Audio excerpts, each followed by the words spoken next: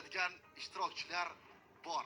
Shuning uchun ularni eslatib, ogohlantirish uchun ushbu ta'riflarni yana bir bor e'tirof etdik.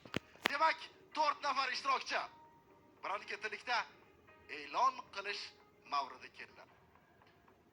Ming afsuski, bugun hakamlarni o qadar ishontira olmagan 4 nafar ishtirokchining birinchisi. Afsuski, Musa Marat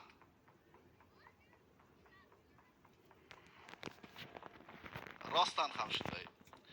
Ikkinchisi Gisa.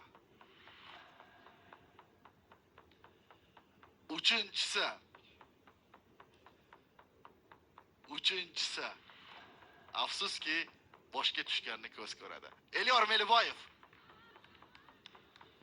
Va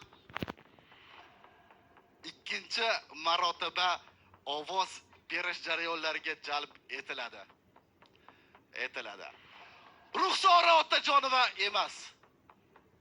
Saidahmad Umarov.